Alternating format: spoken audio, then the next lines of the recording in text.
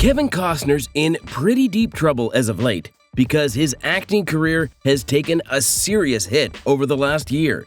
Costner's abrupt exit from the critically acclaimed TV show Yellowstone will be questioned even more now after his anticipated project Horizon, an American saga, didn't exactly land on its feet. Let's take a look at both these projects, which Kevin Costner stars in, and see what went wrong with Horizon. Comparing the differences between Yellowstone and Horizon. Yellowstone and Horizon, an American saga, are two different paths in Kevin Costner's illustrious career, which show exactly how good of a storyteller Costner is. However, it's all about how well the content is presented to fans, which Horizon failed to do.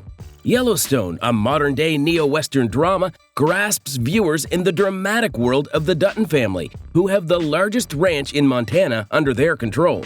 This series, created by Taylor Sheridan and John Linson, delves into the themes of power, family legacy, and the clash between tradition and modernity, all set against the backdrop of ongoing land disputes with native reservations, land developers, and national parks.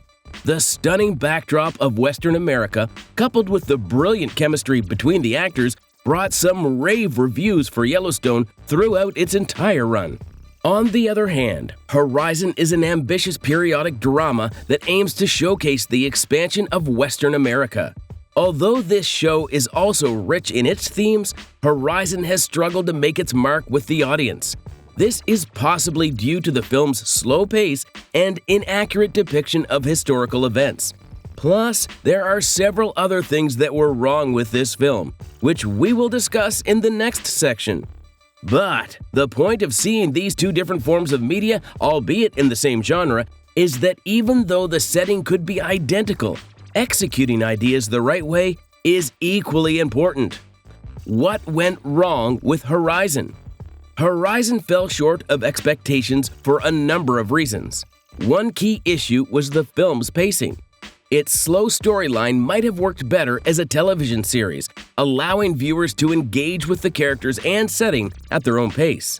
In a cinema setting, however, Horizon felt overly drawn out, making it difficult for audiences to endure 3 hours of Western drama. Unlike television, where subscribers can easily access new content without extra cost, going to the theater demands both time and money, a commitment many were unwilling to make. Costner hoped to attract fans of his successful show Yellowstone to the cinemas, but this strategy didn't succeed. Simply transferring Yellowstone's formula to a film with minor tweaks was not enough to ensure success. Additionally, the Western genre does not have a large following among today's audiences. Older viewers who might have an interest are less likely to commit to a 3-hour movie in theaters. The genre's limited appeal compounded the film's challenges. Comparatively, other blockbuster franchises like Marvel have spent over a decade building a loyal fan base, drawing them back to theaters repeatedly. Horizon couldn't replicate this success instantly. Instead of planning 4 parts from the outset, Costner might have benefited from focusing on 1 or 2 installments first, before expanding the franchise. This approach left Costner in a precarious position, highlighting the missteps in the film's execution and marketing strategy, understanding the success of Yellowstone and the failure of Horizon. So let's take things from the beginning and see exactly how Yellowstone stepped onto its path of success. In 2018, Taylor Sheridan, who had developed established projects such as Hell or High Water and Sicario, pitched Yellowstone to Paramount TV. Sheridan had earned a strong reputation for creating interesting characters with multiple arcs. His way of creating characters and writing them had already earned him an Academy Award nomination. He then pivoted towards directing the film Wind River, which further solidified his status in the industry. This allowed him to get the work in and develop more complex characters, which he would then use in Yellowstone. Sounds like a genius at work, doesn't it? Sheridan emphasized the need to keep things authentic in Yellowstone, one of the biggest reasons why the show has done so well. He aimed to depict the ranch setting and cowboy lifestyle accurately, avoiding cliches and stereotypes that surround such portrayals. This dedication to realism, from the type of saddles and horses used to the specific situations ranchers face, resonated with the show's producers and ultimately the audience. Paramount TV and Kevin Costner were particularly drawn to the genuine depiction of the cowboy world and the complex, morally ambiguous characters. Yellowstone distinguished itself by presenting protagonists who were flawed and human, making them relatable to viewers. Sheridan's approach to crafting characters who grapple with moral and ethical dilemmas added depth to the narrative. This nuanced storytelling, combined with the breathtaking Montana vistas, captivated audiences. The show's debut was a significant success, with 4.2 million viewers tuning in for the third season's premiere. Its popularity grew even more during the pandemic, attracting a larger audience. The pilot episode effectively set up the show's world, introducing viewers to the Dutton family, their ranch, and the financial and territorial challenges they face.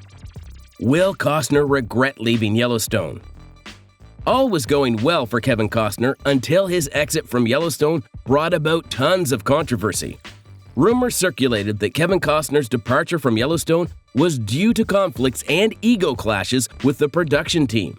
However, Costner has denied these claims, consistently expressing his love for the show, its cast, and the entire production. He has publicly shared his affection for the Yellowstone world. Costner played the character John Dutton, leading this series to 5 seasons until speculation about his exit became widespread. Many believed that Costner intended to step back to focus on Horizon. However, his future on Yellowstone remains uncertain. Reflecting on the show's beginnings, Costner recalls pitching it to Taylor Sheridan as a standalone film, which aligned with his experience in cinema. As discussions progressed, they decided that a TV series would be a more suitable format for Yellowstone. Both Costner and Sheridan have been deeply invested in the show from the start, and their dedication has been key to its success. Despite occasional disagreements, Costner emphasized his extended commitment to the show. Initially planning for 3 seasons, he ended up dedicating himself for 5. Costner was prepared to continue into the 5th season, but the lack of a clear production timeline led to frustration and rumors of ego issues. Costner expressed disappointment over the lack of support during these rumors, feeling that no one defended his contributions. He mentioned reaching a boiling point, hoping someone would acknowledge his efforts, but unfortunately, that recognition never came. What does the future hold for Horizon? As of now, the future of Horizon has been put on hold, like literally on hold. That's right, the second part of Horizon, which was supposed to be released in October of this year, has been delayed for the time being. This decision was taken by Costner himself, who said that the audience needed time to appreciate the first part more. And we can't really say much in this aspect because, at the end of the day, Horizon is Kevin Costner's passion project.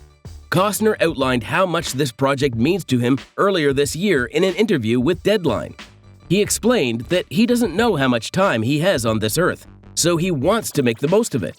Costner continued by saying that if tomorrow he dies and the 3rd and 4th parts of the film aren't made, he won't regret it. It's because he eventually did get to deliver the first 2 parts, and that is something his fans could remember him by. Costner believes in his vision and what he wants to do for the people. As long as people support him and trust his ideas, he says that he'll be here making movies. Furthermore, the entire project has also cost Costner a fortune. Right now, he's poured $38 million of his own money into the project, and by the time the 4th part is complete, the spending will have gone over $100 million in total. This goes to show you how much Costner believes in his vision, because he's not letting money come in the way.